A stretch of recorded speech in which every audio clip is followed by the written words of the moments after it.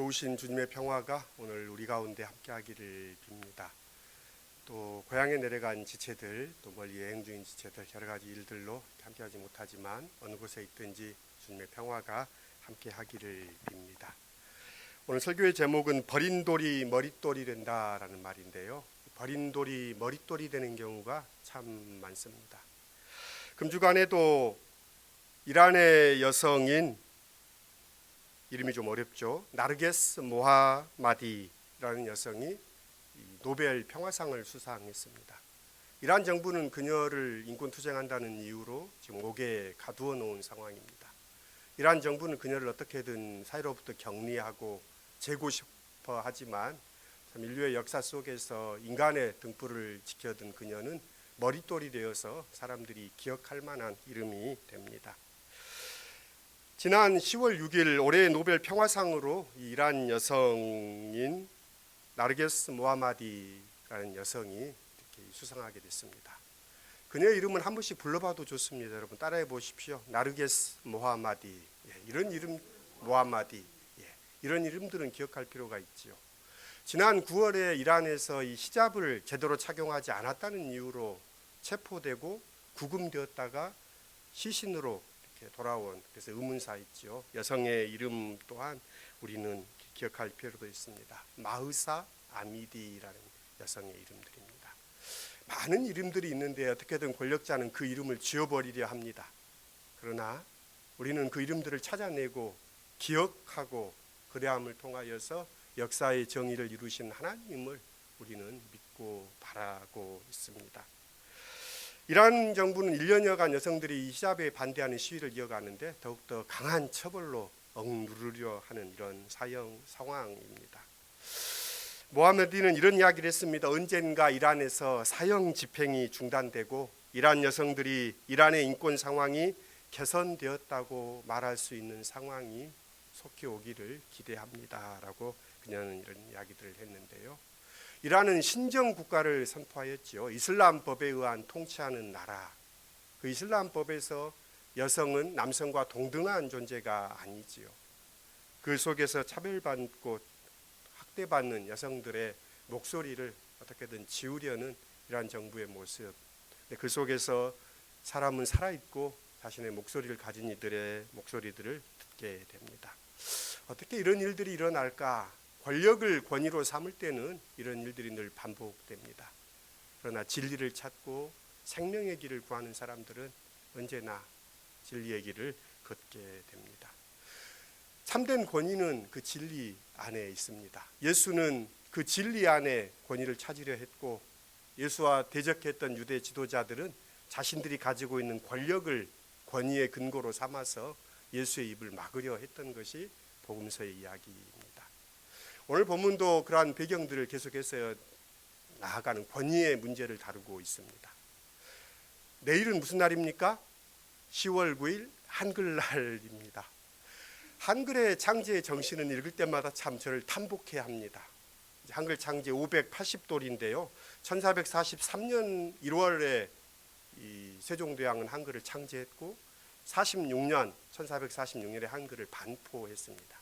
그러니까 한글 창제 580돌이고 한글을 반포한 지 577돌이 되는 해이기도 합니다. 한글은 우리가 아는 것처럼 한글을 통하여서 글을 모르는 백성들이 자기 뜻을 펼칠 수 있기를 세종은 바랬습니다. 누구나 자기의 목소리를 갖기를 세종은 바랐다는 것입니다. 어쩌면 한글의 이 정신은 민주공화국의 정신과 있다 있습니다. 민주공화국은 한 사람 한 사람이 자기의 목소리를 갖는 것이지요. 의사를 표현하고 그 의사를 반영하는 정치가 민주주의입니다. 한글이 조선에서는 꽃피우지 못했던 이유는 조선이라는 사회가 그 민주의 정신을 품어낼 수 없었던 세상이지요. 신분제가 강고했던 세상에서 글을 아는 것은 권력이었습니다. 한자를, 그래서 사서삼경을 어렸을 때부터 읽었던 양반 사대부는 그걸 통해서 자신들이 과거로 나갔고 출사했고 또 세상에서 자신들의 권력의 기반이 된 것입니다. 어쩌면 세종은 이걸 허물어 버릴 의도를 품었는지는 모르겠지만 모든 백성이 자기 뜻을 펼칠 수 있는 나라를 꿈꿨지요. 참 역사의 아이러니는 그 나라가 580년 이후에 이제 펼쳐지고 있다라는 겁니다. 저는 한글날이 다가오면 한글에 대한 책들도 이렇게 보는데 이 최근에 본 책이 이 일본 언어학자가 한글을 연구하고 한글의 탄생, 문자의 기적이라는 책을 이렇게 보면서 작가가 일본 언어학자라는 분이 깜짝 놀라서 이 책을 이렇게 들어 읽게 됐습니다. 이 책에서 이 노마 히데키는 이런 이야기도 합니다. 훈민정음을 이야기하면서 훈민정음은 문자 자신을 이야기하는 책이라고 이렇게 이야기를 했습니다. 훈민정음은 어떻게 창제됐고 어떤 원리이고 어떻게 펼쳐가야 되는가를 적고 있는 글인데 문자가 문자 자신이 누구인가를 알리는 책으로 이 훈민정음을 소개합니다. 그러면서 이는 이 읽는 이에게 문자의 탄생이라는 이 원초 그 자체를 만나게 하는 책이라고 훈민정음을 소개하면서 이 한글에 대해서 다루고 있는 책입니다. 오늘 믿음으로 읽는 글에 이렇게 일부를 발췌해서 실어 보았습니다. 읽어보시면 좋겠고요. 한글이 이 대한민국의 국어로 공식 언어였잖아요. 공식 언어가 됐고, 근데 이게 단번에 한글 전용된 게 아닙니다. 어떻게 보면 민주주의와 궤를 같이 합니다. 우리나라가 민주화가 80년대 그리고 90년대에 들으면서 본격적인 민주화가 이루어지죠. 90년대 초반까지도 국한문 혼용체를 신문에서 사용했습니다. 한자를 쓰고 위에 한글로 이렇게 표기해 놓는 방식으로. 그러던 것이 민주화가 진행되면서 순 한글체 신문들이 이제 나오기 시작하고 보급되었다는 겁니다. 인터넷 컴퓨터가 보급되면서 2000년대 초반에 완전 이제 국어 한글만 사용하는 문체가 사용되는 것을 보면서 한글이 갖고 있는 이 정신과 한글의 발전 과정이 이따 있는 게 아닌가 하는 생각들을 하면서 글이 갖고 있는 생각을 표현해내는 힘이 이런 역사를 만들어냈구나. 세종대왕은 알았을까? 자신의 시대에는 그 한글이 꽃피우지 못하지만 500년이 지난 이후 세대에게 꽃피어서 우리 글로서 이렇게 한류를 만들어내는 이런 벅찬 시대를 우리는 살아가고 있습니다. 그 정신을 이렇게 기억하는 것이 한글날의 의미라고 생각합니다. 특별히 10월은 우리 개신교의 탄생과도 연관이 됩니다. 10월 마지막 주일은 종교개혁주일로 항상 기념하고 10월 30일은 종교개혁일로 기념하는 날이기도 합니다. 종교개혁의 정신은 권위에 도전한 것입니다. 천주교가 자신들이 권위의 근거라고 생각했던 교황권이라든지 교회의 전통에 대해서 그게 과연 참된 권위냐라는 문제 제기로부터 시작됩니다. 그러면서 성서의 말씀은 다른데 라는 의문을 제기하면서 이 종교개혁이 이루어지죠. 어쩌면 예수의 이 모습은 권위에 대한 도전입니다. 유대 성전과 유대교의 지도자들이 가르쳤던 것에 대해서 예수는 그게 아닌데 라고 말했던 분입니다. 하나님의 뜻은 그게 아닌데 라는 것입니다. 그러면서 예수의 권위의 문제를 삼습니다. 자신들의 치부가 드러날 때 사람들이 하는 반응은 그 사람을 공격하는 겁니다. 네가 무슨 자격이 있어서 그런 말을 해? 네 출신이 별 볼 일 없는데 너는 세리의 친구고 죄인들과 함께 먹고 마시는 것을 좋아하는 탐욕스럽고 개걸스러운 것이다라는 것이 예수에 대한 공격이었습니다. 권위의 문제를 항상 제기합니다. 그런 권위에 예수는 도전하면서 오늘 이제 하나의 비유를 들려주고 있습니다. 그들은 예수를 인정하기 싫었죠. 그래서 무슨 권위로 이런 일을 행하시오라고 했을 때 예수께서 자신의 권위가 어디서부터 왔는지를 즉답하는 대신에 예수께서는 세 가지의 비유를 애둘러 말씀하시면서 자신의 권위에 대해서 이야기합니다. 지난주에 성서 본문인 두 아들의 비유, 그리고 22장에서 이어지는 혼인잔치의 비유, 그리고 오늘 이제 본문이 되는 두 번째 비유는 악한 농부들의 비유로 알려져 있는 본문입니다. 오늘 본문은 한 사람이 그 산 주인이라고 표현되는데 그가 땅을 개간하고 그곳에 포도원을 만들었다라는 이야기로 시작됩니다. 이 포도원의 비유는 중동 지역에는 포도가 오래전부터 재배됐지요. 그래서 노아 시대부터 이미 포도가 재배됐다라고 성경은 증언하니까 인류의 시작과 함께 이 포도는 계속해서 함께 이렇게 살아온 역사입니다. 근데 특별히 이스라엘은 이 포도를 자신들과 동일했습니다. 하나님이 애굽이라는 곳에서 이스라엘을 꺼내서 가나안에 포도원을 두르고 그곳에 이스라엘을 두었다라는 것. 그래서 포도나무로 자신들을 심었다라고 이스라엘 사람들은 이렇게 상징화하고 또 그것을 종교적인 상징으로 오랫동안 사용해 왔습니다.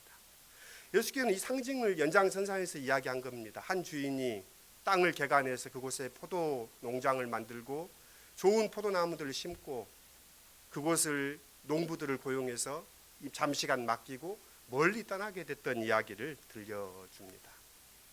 그러면서 이제 그 이야기의 결국들이 이렇게 비유 속에 등장하는데요.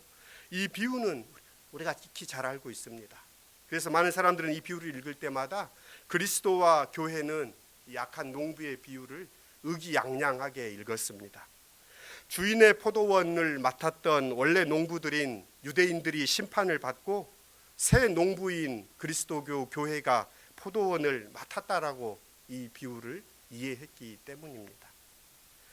교회와 그리스도인들은 자신들이 새로운 농부의 자격으로 포도원, 그러니까 하나님의 나라를 맡았다는 이 선언을 그들은 좋아했고 이것을 그런 본문 하에서 읽었습니다.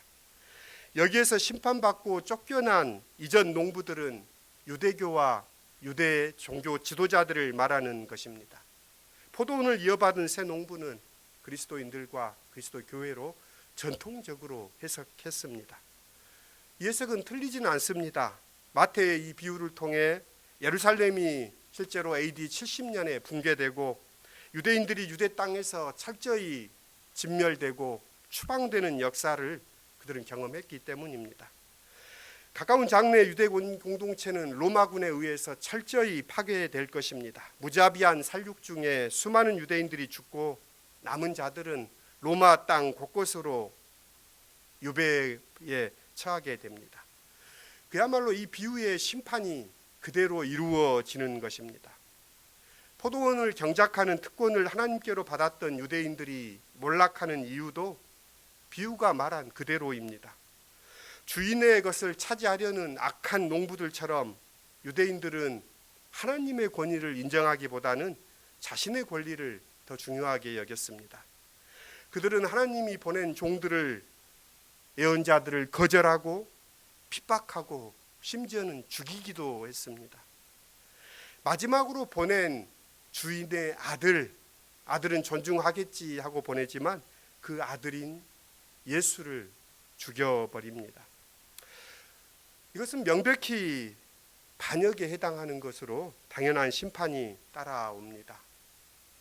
이 본문에서 제가 이번 해의 성서 본문을 읽으면서 이채로웠던 것은 이 포도원의 농부들은 어떻게 되겠느냐라고 예수께서 묻습니다.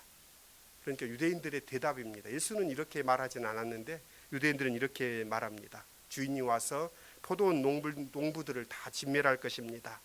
그리고 그 포도원을 새로운 농부에게 맡길 것입니다 라고 이 유대인들이 대답하고 있다는 것입니다.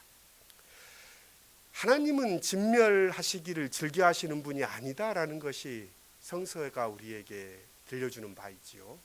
어쩌면 악을 불러들입니다. 힘을 숭상할 때 더 큰 힘이 들어와 찍어 누르기 마련이듯이 악을 행한 사람을 찾아 나선다는 성서의 이야기처럼 그 말씀이 이루어집니다. 다시 본문으로 돌아가 보면 쫓겨난 이전 농부들, 유대교를 대신하여 그리스도의 교회가 하나님의 나라를 관리하게 될 것이다라는 것이 그리스도교의 신학이었습니다. 유대인들에게 주어진 권위가 박탈당하고 새 이스라엘로 교회가 선택되었다라는 것이 그리스도교의 이전의 신학이었지요. 그리스도교 신앙 공동체인 마태 공동체도 오늘 이 비유를 기록하면서 그런 의도들을 담고 기록했을 것입니다. 근데 조금만 더 생각해 보면 과연 이 비유가 예수님의 이 말씀이 마냥 좋은 소식인가 하는 것입니다.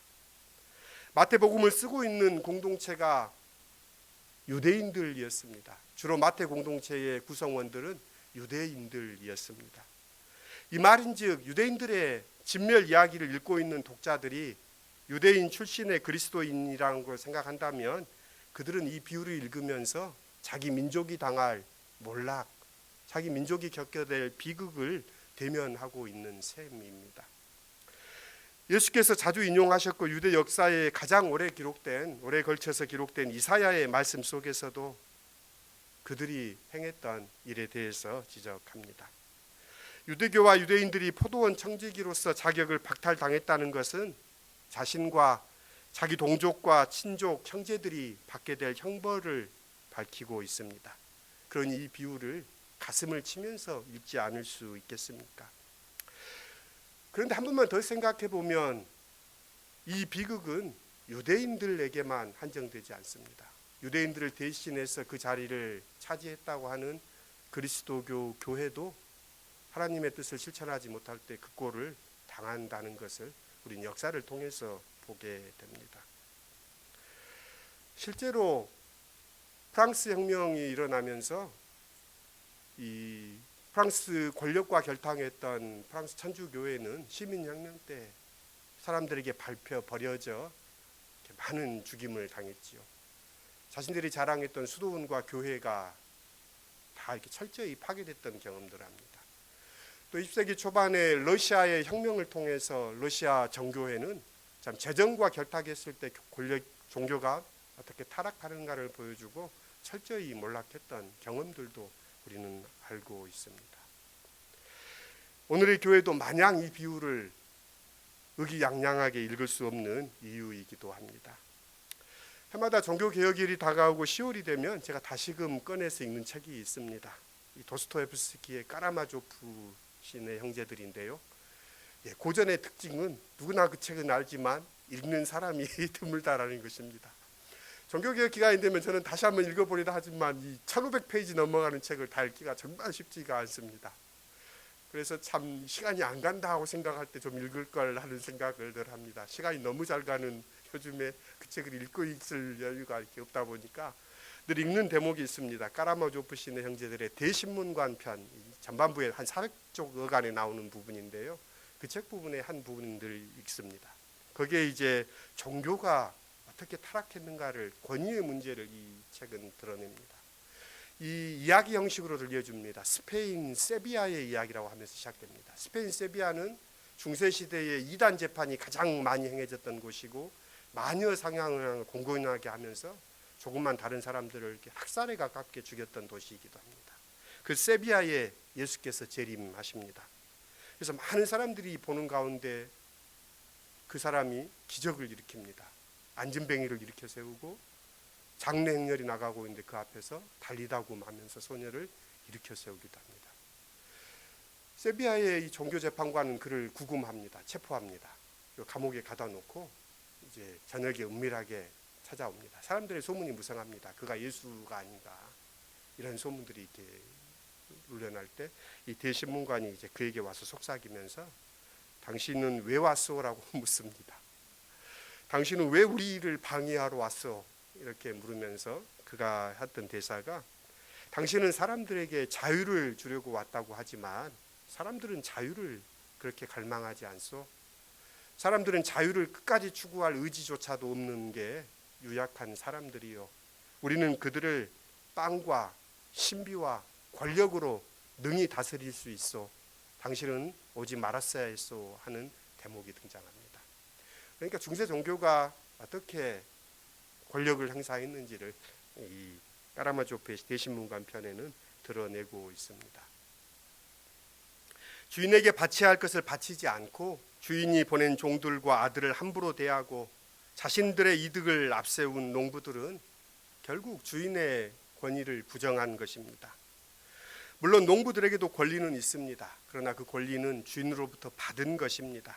주인의 권위가 부정되면 그 권리도 사라질 뿐입니다. 대제사장들과 바리새인들은 예수의 이 비유가 자기들을 겨냥하고 있다는 것을 잘 알았습니다. 그래서 화가 나서 그들은 예수를 붙잡으려 합니다. 그런데 군중의 반발이 두려워 예수를 체포하지 못합니다. 오늘 성서의 이야기 속에서 주님은 우리에게 말씀하십니다. 어떤 권위를 따르고 있는가, 무엇을 진리로 삼고 있는가, 그 길을 걷고 있는가를 주님은 묻습니다. 교회와 그리스도인은 하나님의 나라의 주인이 아닙니다. 우리는 잠시 하나님의 나라를 이 땅 가운데 맡은 청지기요 경작자입니다. 하나님이 포도원의 권리와 이익을 요구할 때 언제든지 하나님께 내어놓아야 합니다. 하나님의 뜻에 따라 그 포도원을 일구지 않으면 그리스도교도 유대교의 전철을 밟지 않겠습니까? 사도 바울은 말합니다. 나는 그리스도께서 앞에서 부르는 상을 향하여 달려가노라. 하나님께서 위로부터 부르시는 그 부름의 상을 받으려 하노라. 이 땅의 것을 추구하는 것이 아니라 위의 것, 진리이신 주님 안에서 하나님이 이끄시는 대로 자기 자신을 내어놓고 주님의 뜻을 이루어가는 삶으로 주님께서 우리를 이끄십니다. 설교를 맺습니다. 무슨 자격으로 이런 일을 하십니까? 라는 예수의 권위에 대해서 문제 삼는 종교 지도자들에게 포도원을 맡긴 주인이 종을 보내면 무시하고 조롱하며 때려 돌려보낸 그들이 아들을 보냈더니 이제는 죽여버렸다. 그들에게 무엇이 돌아갈까라고 묻습니다. 주님은 말씀하십니다. 건축자들이 버린 돌이 모퉁이 돌이 되었다. 하나님의 나라를 너희는 빼앗기고 그 나라의 열매 맺는 백성이 받으리라. 이 돌 위에 떨어지는 자는 깨지겠고 이 돌이 사람 위에 떨어지면 그를 가루로 만들어 흩어지리라. 예수의 이 말씀을 무겁게 받아들이는 가운데 주님의 길을 걷는 우리가 되기를 바랍니다. 10월입니다. 하늘이 높고 결실의 계절입니다. 또 종교개혁이 있는 달이기도 합니다. 또 한글 창제, 한글 반포의 날이 있는 이 달이기도 합니다. 참 권위를 모든 사람들에게 주려 했던 예민의 왕 세종의 그 마음, 또 참된 권위에 대해서 가지고 이 땅에 오셨던 예수 그리스도 안에서 우리도 언제든 버린 돌이 머릿돌이 되었음을 기억하는 가운데 우리의 영원한 머릿돌이신 예수 그리스도 안에서 주님의 길을 신실히 걷는 우리가 되기를 소원합니다. 오늘의 교회가 주님의 생과 발휘되어서 참 사람들이 제각기 자기 욕심을 따라 이익에 목매고 살아가는 세상 속에서 길 잃은 세상 속에서 참 길이신 예수의 길, 평화의 일꾼들이 될 수 있기를 소원합니다. 그리하여서 주님의 뜻을 행함으로 보다 나은 세상, 이웃과 더불어 살아가는 하나님의 나라를 이루어가는 시온의 지체들이 될 수 있기를 기원합니다. 너희는 빼앗기겠고 그들은 받으리라는 말씀을 유대교와 그리스도의 교회로 이해했던 옛사람들, 오늘의 이 말씀은 우리에게 두려움으로 다가옵니다. 2000년이 되어가는 그리스도교 교회는 오늘 어느 위치에 서 있습니까? 참된 권위의 근거이신 하나님의 뜻 안에 서 있는지요? 주님, 합당한 열매를 맺는 저희의 삶이 될 수 있도록 이끌어 주십시오. 주님의 길, 주님의 뜻 안에서는 오늘 우리의 삶이 되게 하옵소서. 주 예수님의 이름으로 기도드립니다. 아멘.